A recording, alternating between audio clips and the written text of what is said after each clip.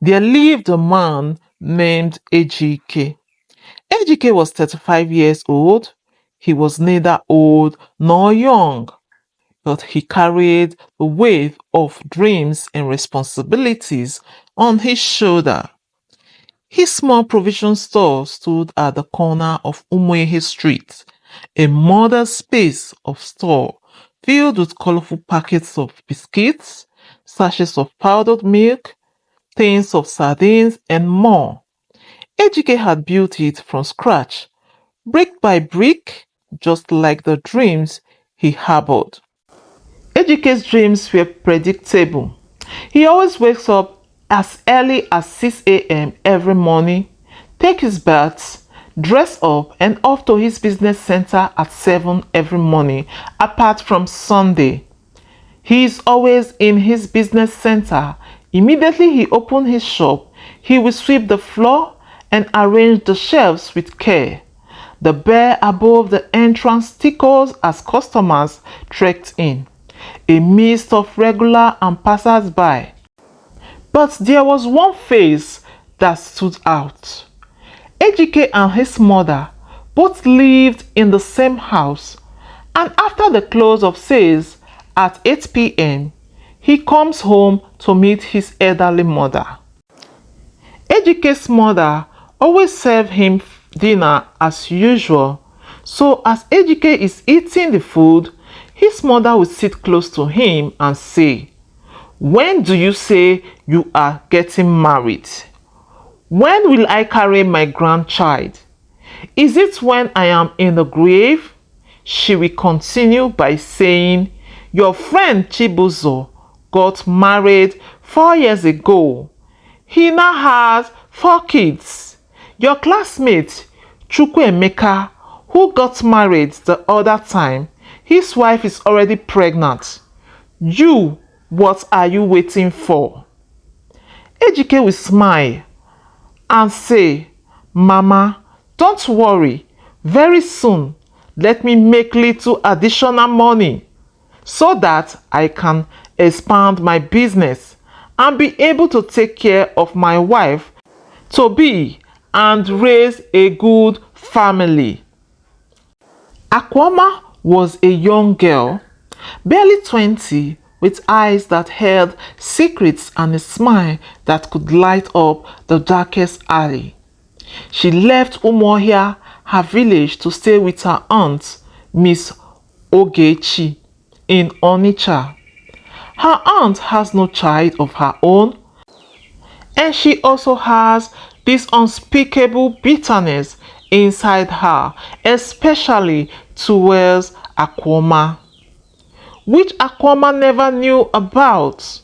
So after 2 weeks of Akuoma's stay in Onitsha, Akuoma decided to go out the street of Onitsha to look for any little paying job to enable her to support herself and her aunt, because the aunt is not too buoyant.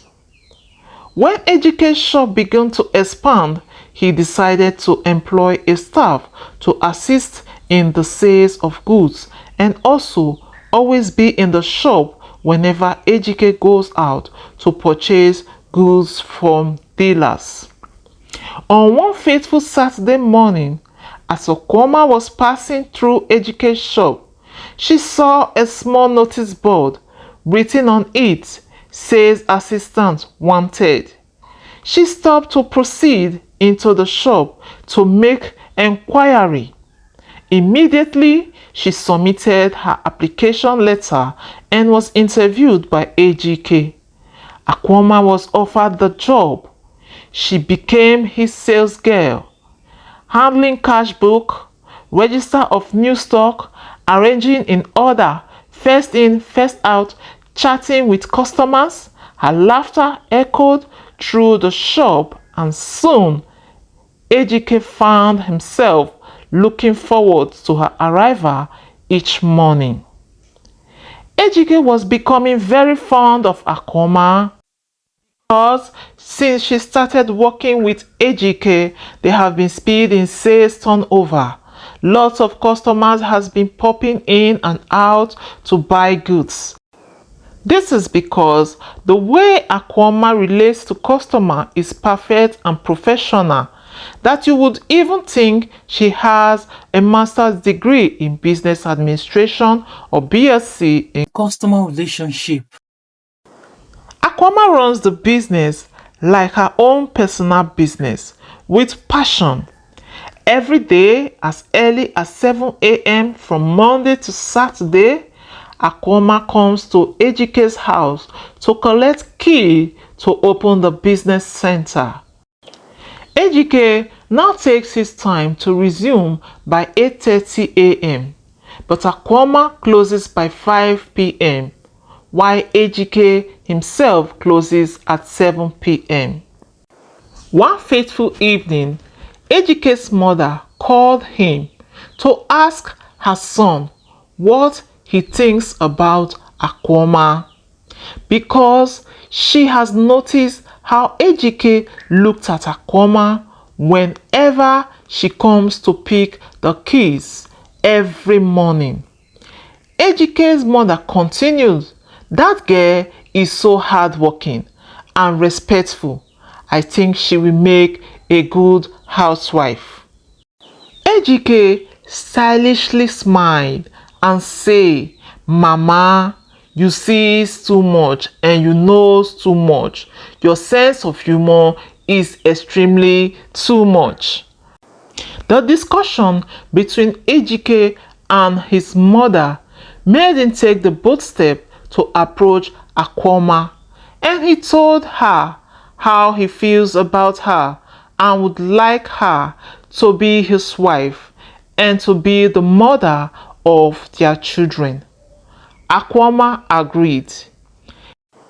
Ejike later proceeded by taking drinks and other traditional requirements to Akuoma's aunt and the village kinsmen to seek Akuoma's hand in marriage because Akuoma has no mother and father.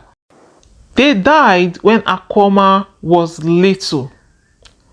Her grandmother raised her up before she later relocated to Onitsha to join her aunt. After the marriage of Ejike and Akuoma, the two lovebirds were so fond of each other. Ejike's mother was very happy too. She pampered Akuoma like a baby. Akuoma became the daughter that she never has. One Sunday afternoon, Akuoma decided to go and visit her aunt and also to give her some food items and money. When Akuoma got to her aunt's house, she started by saying, "Akuoma, I hope that your mother-in-law is not using you like rago. Hope she is not controlling you."